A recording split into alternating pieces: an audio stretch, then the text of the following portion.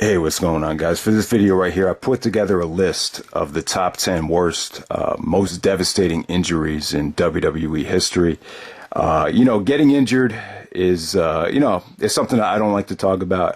I think it, I don't like to see. We don't want to see anyone get injured, but I think if you're a pro athlete or a professional wrestler, this right here is probably like the biggest fear that a lot of these guys do have. Obviously, it could cost a lot of these guys a lot of money.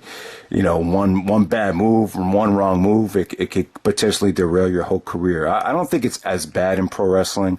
We've seen guys get injured and never really quite the same, but still has not affected their status at all. An example of that would be Triple H. But I think in pro sports, obviously football, basketball, we've seen guys win the MVP, and then the next year they get injured, and then they're never quite the same, possibly out of the league, not even, no one really wants to spend the money on them anymore. So this right here is a very delicate situation, and we've seen it in pro sports how, guys never really the same after one injury, end up losing a lot of endorsements, a lot of money. So this is, getting injured could be a very, very stressful situation if it does happen. So yeah, I put together a top 10 list. I do have some honorable mentions. If I'm forgetting anybody, please help me out and let me know if there's an injury that you thought was devastating that deserves to be on this list. But here's some honorable mentions. We have Edge tearing his Achilles, Edge, having to get neck surgery and eventually being forced to retire. That was an honorable mention. Batista, how many injuries has Batista had? I mean, just a plethora of injuries for Dave Batista, where he ended up missing WrestleMania. I'm not a big fan of Batista. I think his status as a big draw is kind of overrated. But how many times did Batista, tear a pectoral muscle or tear a bicep? It happened on numerous occasions. Mr. Kennedy, you guys remember Mr. Kennedy won the Money in the Bank, and then like the next week, he ended up tearing his bicep, and, he was forced to relinquish the Money in the Bank. His career was never quite the same. Ended up getting fired, a couple years down the road. So that was kind of a, devastating injury for him.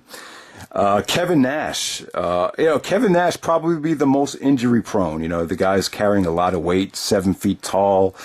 Kevin Nash tearing his quad in 2002. That's just one of the few injuries I remember from Kevin Nash, but, Nash was really injury prone. Mark Henry, someone brought up in the 2011 pay-per-view Rewind that Henry was so impressive that it was a shame that he didn't get the chance to main event WrestleMania due to injury. So, yeah, I never really thought about that. I never thought Henry would keep the belt until WrestleMania. What was that, 20? I guess it would have been WrestleMania 28. So maybe, I guess Daniel Bryan would have never been champion had Mark Henry not gotten injured. I don't know.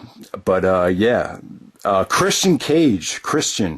I think Christian, when he came back to the WWE, seems like he had a lot of problems with concussions. But I think by that point, the WWE's kind of already given up on Christian. I think after that feud with Randy Orton, I think Christian pushed himself a little bit too far. He was probably never the same after that.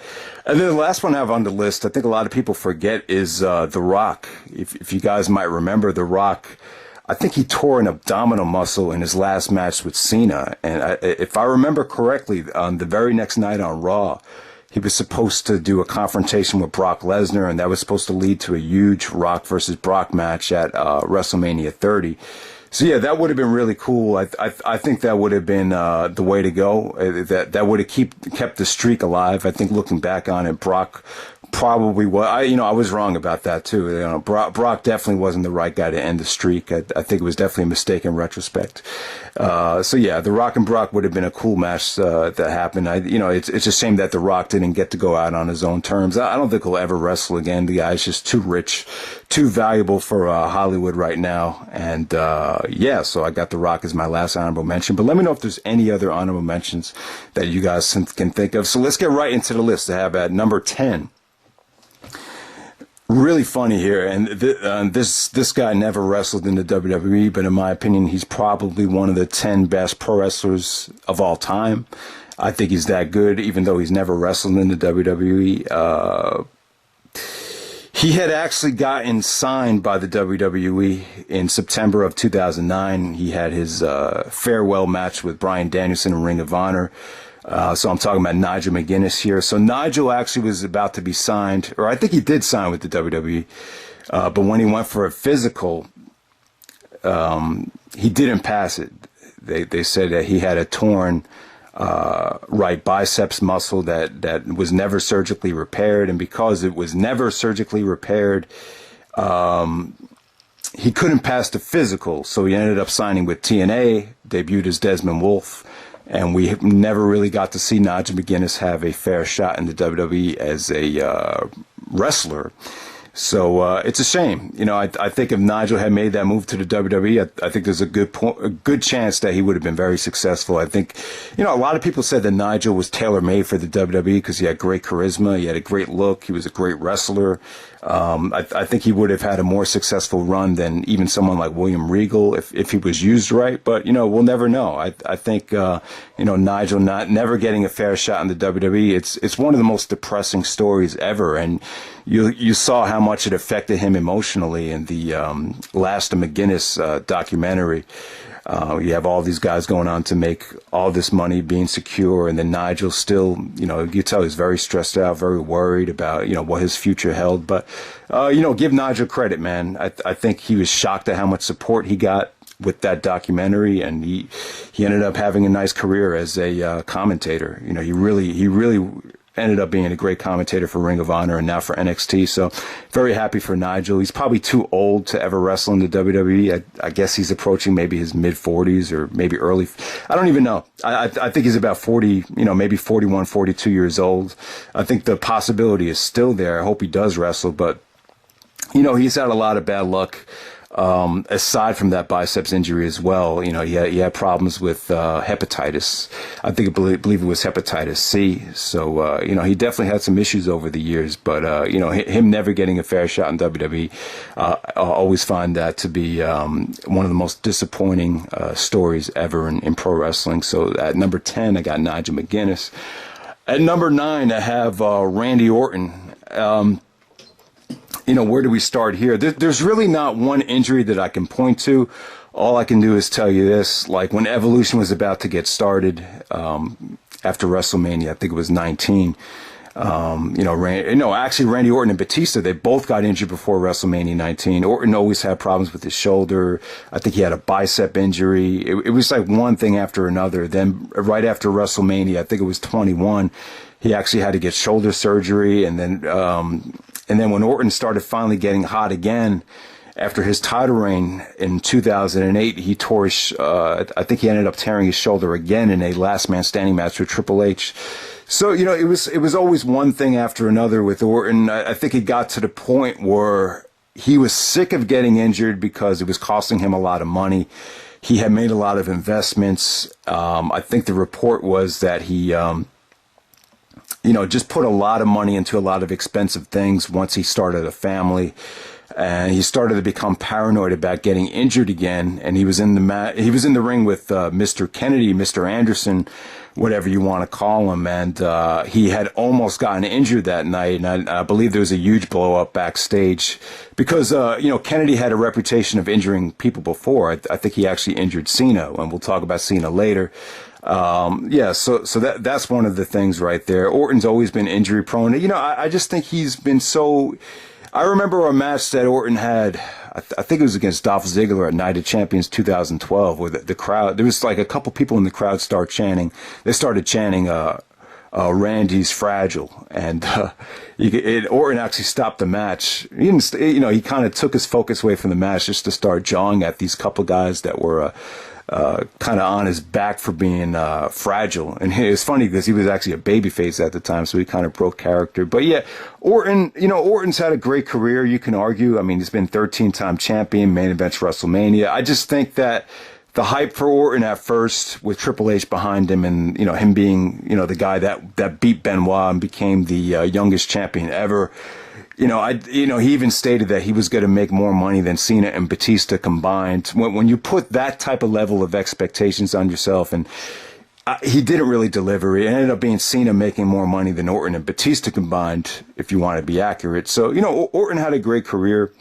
There's no doubt about that. But I just think it just didn't live up to the expectations that I think a lot of people set on him, because a lot of people expected Orton to be the future. And the fact that you never saw Randy Orton and The Rock dream match, I think it speaks to how kind of disappointing Orton's career was, if you look at it a certain way. So number 8, I'm going to go with Seth Rollins. Seth Rollins actually was the WWE champion in, I think, 2015. He was in the middle of a great title reign. This was on his way to being one of the best title reigns in recent memory. And then I think he was in a house show match with Kane, and he was going for like a buckle bomb. And then Rollins, his knee just kind of buckled as he was trying to buckle bomb him, and ended up tearing his ACL, his MCL, and I believe it was his meniscus all in the same time. So basically blew out his knee. At the time, like if you look at some of the most recent injuries in the NBA, you'd have to go to the Shawn Livingston injury when he was on the Clippers back in 2007 to see an injury that bad that happened in the NBA. So that just shows you how bad that injury was. And I think it took Rollins a long time to recover from that. It just had to be tough, man. You're probably on the verge of becoming the man, probably on the verge of main eventing WrestleMania again. And, this time with an appropriate promotional build-up, and the fact that it doesn't happen, it had to be a huge setback for him. You could even debate that Rollins maybe he came back a little bit too soon. And, Rollins took a lot of criticism like that the first couple years when he came back. Like, I remember a lot of people in the pay-per-view rewind saying, Rollins hasn't done shit this year. Like, I really don't give a crap about Rollins. That's how a lot of people felt. But I think if you've been watching the product this year, I feel like this guy, like, he's probably like, I think he, regained his spot as like the most reliable performer in the company. He probably had the match of the year this year in that tag match at Hell in a Cell. So, I think Rollins has really come back strong, without a doubt. I don't think an ACL injury is as debilitating in pro wrestling as it is in basketball. Obviously, we've seen, a guy like Derrick Rose never quite the same again after tearing his ACL. But with Rollins, I would say he's pretty much almost back to being the same guy. So yeah, I mean, it was a huge setback at the time. And you saw how depressed Rollins was in that documentary about missing WrestleMania. You really kind of felt bad for him, but with pro wrestling, I mean, there's a little bit more room to kind of find your rhythm, and I think Rollins has definitely done it. Number 7, I'm going to go with Chris Benoit. The injury that kind of set him back was King of the Ring 2001. After that match, he didn't get injured in that match, but that was a match where he sold the injury. He had just worked with Kurt Angle. He had just had the brutal match with Stone Cold Steve Austin where he gave him 10 German suplexes. He won the tag belts with Jericho. They defended it in TLC. He had a steel cage match with Angle. I mean, Benoit, when he had to get neck surgery, when he knew he had to get neck surgery, he was having probably the most strenuous, hardest matches of his career. But, he was in the middle of a huge push. I mean, what was he supposed to do? Benoit was kind of trained with the mentality of, when you get hurt, you got to push even harder. And that's what he did there. So he needed to get neck surgery. And then when Benoit came back, it took a long time off. He took almost he was out of action from King of the Ring the end of June of 2001. Didn't start wrestling again until I think his first official match back was like the beginning of July 2002. So yeah, it had been a long time for Benoit. And when he did come back, you notice he got even more aggressive. He got even more ruthless. He didn't like with Austin.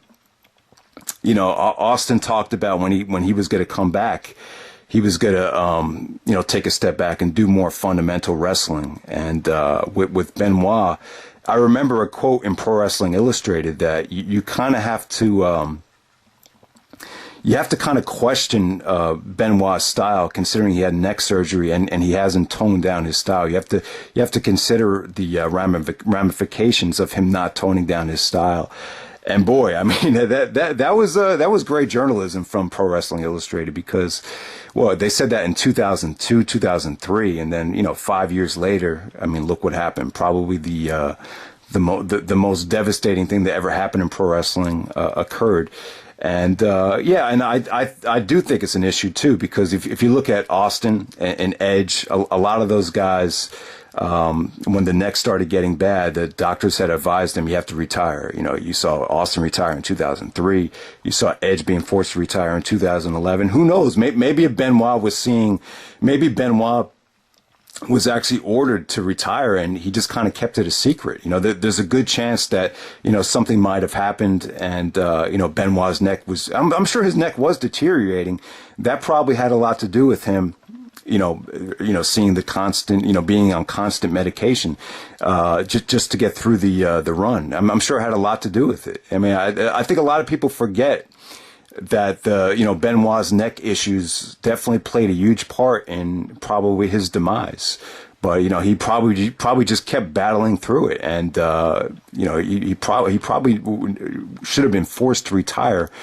Back in 2006, probably early 2007, he should have been forced to retire. But we'll never know what happened. We'll never know how bad Benoit's neck did get. I'm sure it got. Benoit's style was even more ruthless than Edge and Austin, so I'm sure it was probably even worse than both of them when you look at how bad it was in right before he passed away. So I got Benoit at number 7. At number 6, I'm going to go with Bryan Danielson, Daniel Bryan. The exact injury, I'm trying to think. After WrestleMania 30, word came out that Danielson needed to get neck surgery.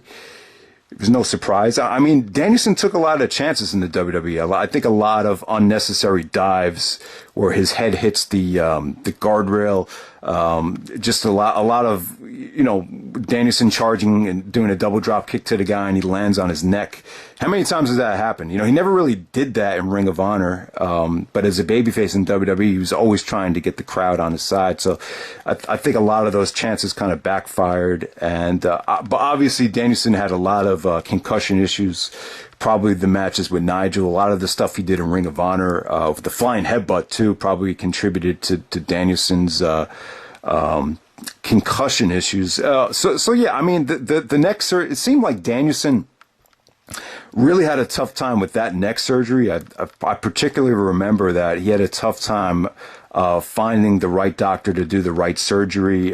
So that was an issue. And then by the time the surgery was pretty much done with, I think the next year WrestleMania, after he won the ladder match, where he won the Intercontinental Championship, it came out that he wasn't passing concussion tests.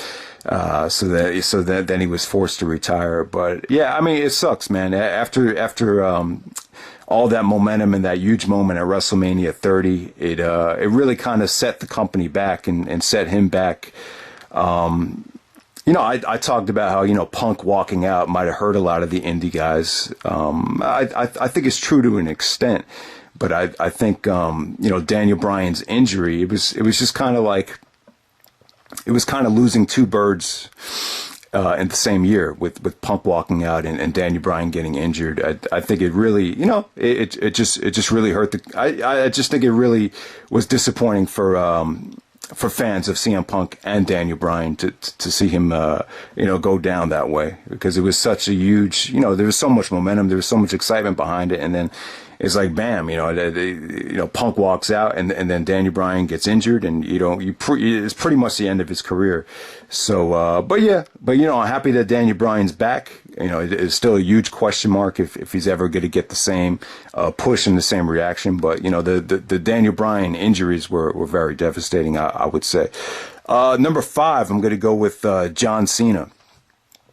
So Cena had a lot of injuries. I mean, how many times have you seen Cena get injured and then just bounce back, and you don't expect him to come back? Probably the one that stands out to me though was he was WWE champion for over a year. I believe he won the belt back from Edge at Unforgiven 2006. And then he was about to have this last man standing match with Randy Orton, and he's champion for over a year, going into No Mercy 2007. Then he's wrestling the returning Mr. Kennedy on Raw, and I believe that in that match, Cena actually tore his pectoral, and the rumors came out that Mr. Kennedy was kind of like tough to work with, kind of awkward.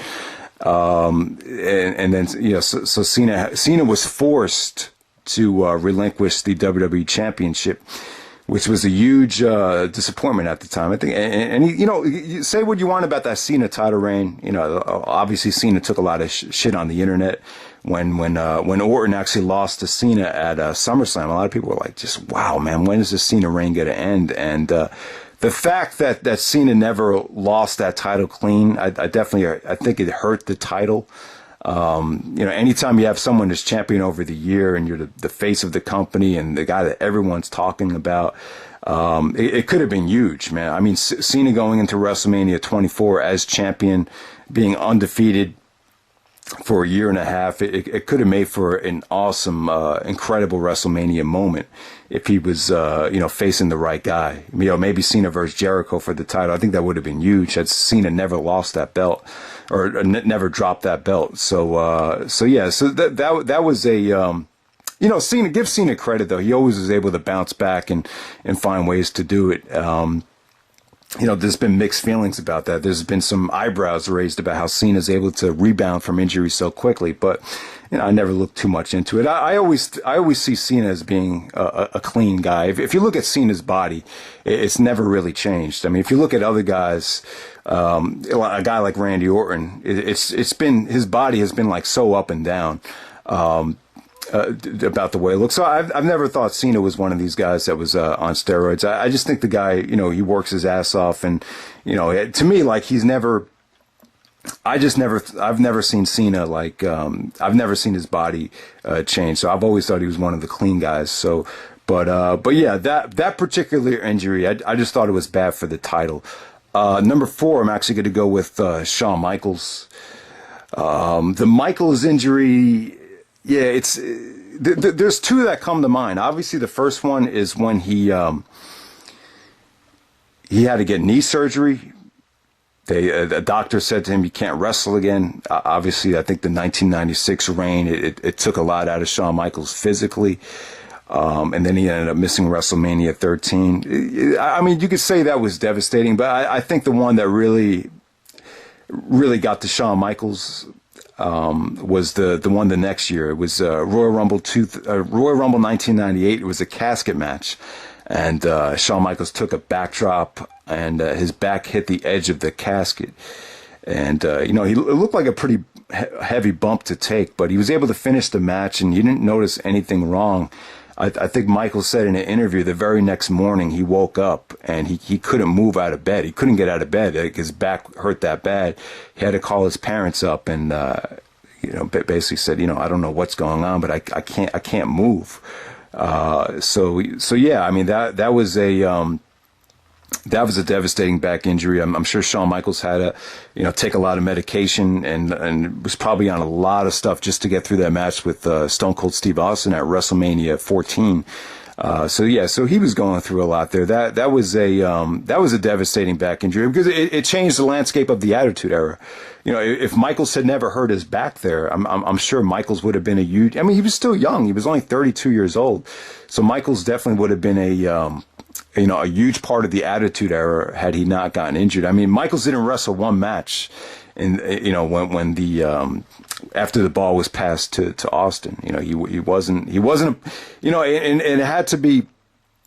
The injury in retrospect, it wasn't that tough for the company. I think it was good for the WWF because they were able to get the cocky and the arrogant, ego fested Shawn Michaels kind of out of the way, and they were able to focus all the attention on Austin, Vince and The Rock and Triple H and the younger guys, and the storylines were able to kind of grow on their own instead of, Michaels using his politics to kind of, get what he wants. Because, at the time, he was labeled as a really tough guy to get along with. So like, from a financial standpoint, I think Michaels kind of exiting, because of injury, I think it was good for the company. I would kind of equate it to like a like the Yankees getting rid of A-Rod, you get that huge contract off the books. You're able to kind of, build up your own talent. So I would kind of say that the Michaels injury was good for the WWE for the short time, but it probably had to be hard for his career and, for Shawn Michaels fans too. I mean,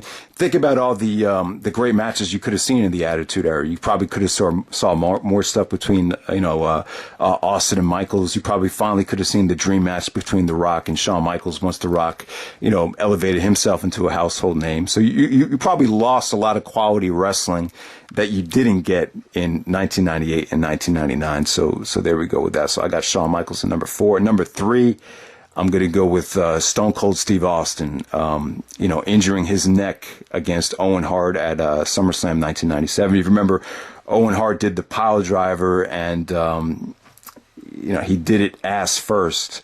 And that's a little bit tougher to do, like they talked about in the book. And Austin actually ended up spiking Austin's neck, where he said he felt like he was paralyzed. The first thing Austin thought about was Christopher Reeve falling off. Christopher Reeve was the guy that played Superman, for those that don't know, and that's what Austin thought about, because he fell off a horse. He fell off a horse, and it was just one of those things where Austin thought his career was over.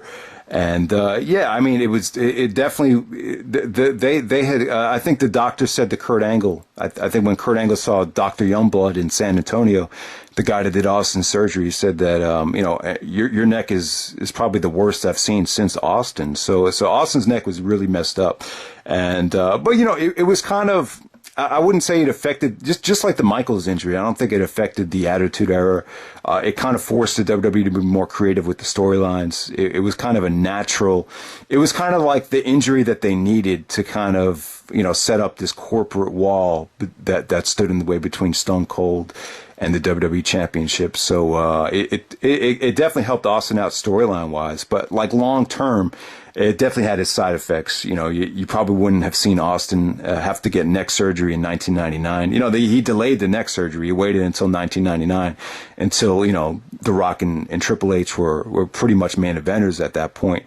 And then, when Austin did come back in 2001, he had a great year, but I think it took its toll on him. And by the time you get to 2002, part of the reason Austin did walk out was he was experiencing a lot of neck pain and a lot of the neck surgery.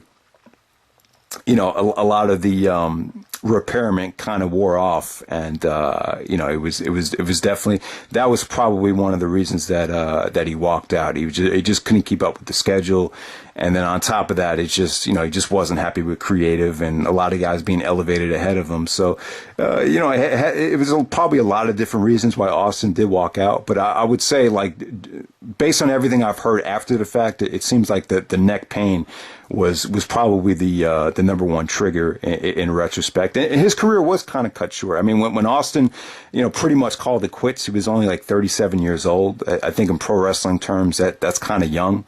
You remember someone like Ric Flair didn't hit his prime until he was like 39, 40 when he has his matches with Steamboat. So I think Austin probably could have main evented at least another WrestleMania. It probably could have, wrestled well into his 40s in maybe part-time attraction matches had he not gotten injured. So there we go with that. I have Austin at number 3. At number 2, I have Triple H tearing his quad, the first quad tear in 2001. Triple H, I'm a big fan of Triple H's work. I think Triple H was great in 2000 and 2001. Kurt Angle and a lot of other guys, Jim Ross. I mean, the list goes on. Everyone considered Triple H to be the best in the business at that time. Obviously that's before Kurt Angle got good. Benoit had just come in from WCW. Austin and The Rock were great entertainers, but I think all around, Triple H was probably like the best performer at that time. He was, Triple H was great in my opinion, for those 2 years. He really stepped up his game. He was amazing. If you look at who had the best matches in the WWE, in 2000 and for the first half of 2001, it'd probably be Triple H, but he ended up tearing his quad in the tag match with Benoit and Jericho, and he had to get he tore his quad, and he had to get quadriceps surgery. The recovery time was like 8 months, and when he did come back, he just put on a lot of muscle. Obviously, the Triple H comeback was huge. I mean, Triple H being off of TV, it would have been interesting to see how he did during the invasion. Like I said before, I don't think Triple H would have fit in the invasion. I think the invasion was better without him. I think you would have seen probably even more criticism of the invasion being too much WWF versus WWF at that time, had Triple H not gotten injured. But yeah, man, Triple H, when he did come back, he put on a lot of muscle. I think he was carrying too much weight. He definitely put on like 25, 30 pounds of muscle, maybe even more than that. And, he was just never quite the same in the ring, but it didn't seem to kind of matter in terms of his status. It just seemed like no matter how lackluster the matches were, it just kept on going and going and going. And even Triple H might have been a great heel in 2003, but yeah, obviously his ring work just wasn't up to par. It just wasn't spectacular. And it got to the point where even the smart marks and even some of the people that could appreciate Triple H as a heel were starting to turn on him. It was like Triple H was getting Roman Reigns, John Cena type of heat. If you want to see a match that kind of represents how hated Triple H was, not just as a heel, but just as a person. Yeah, I mean, you have to go back to the Elimination Chamber, SummerSlam 2003, the Goldberg Elimination Chamber, to see how bad the Triple H hate got, because I think a lot of people just felt like, they weren't rewarding guys for being good in the ring, and the whole Triple H reign was just kind of manufactured, kind of just promised to him, and work rate and working hard just didn't seem to matter. So I think that was a problem. But, I'll give Triple H credit, though. I think it took him a while.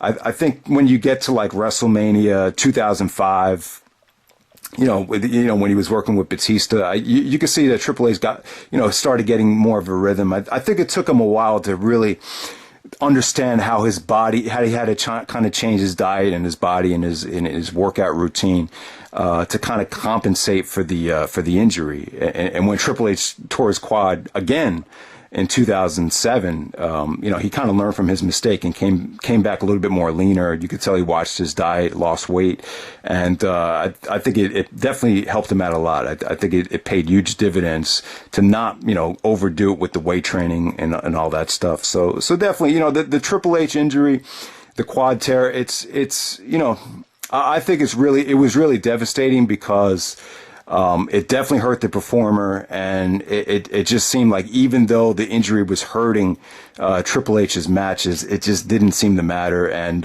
what it did, what the side effect to it, I think, is it kind of, I think it put a bad taste in the locker room. A lot of the guys that were better than Triple H, like a Rob Van Dam or a Booker T, weren't allowed the freedom to run with the championship because of politics. So I go with Triple H number 2. And number 1, I'm going to go with Kurt Angle. I firmly believe that Kurt Angle would be considered, along with Shawn Michaels, like the greatest in-ring performer in WWE history. Had he not gotten hurt. I remember that, when before Kurt Angle got the neck surgery, or before he started having all these problems with his neck, right before WrestleMania 19, Angle told the story about how Vince came up to him and said, yeah, just certain other guys just aren't panning out the way I wanted to, so it looks like we're going to put all the money into you. So I was like, when I heard that, I was like, man, that's a shame, because that would have been a safe bet, for Angle to be, treated as the man and be the franchise player. Had Angle not gotten hurt, it just would have been huge. But yeah, I mean, after WrestleMania 19, I mean, we have to face it. Angle had just been so inconsistent. I mean, how many times did Angle try to come back, and then it was, he kept on hurting his neck again and again and again. There's a lot of discussion about whether Angle got the right neck surgery. I think Angle did, because, if he had gotten the fusion surgery, the ones that Austin and Edge and Benoit got, a lot of those guys, that was just a temporary fix. So a lot of people thought if Angle took that whole year off, that would have been the way to go. That would have been kind of the way for Angle to, rest and come back strong. But, I think Angle made the right choice by not fusing his neck. I think the miracle surgery, the non-invasive neck surgery, was definitely the way to go for Angle long term. I mean, either way, it would have been tough for him.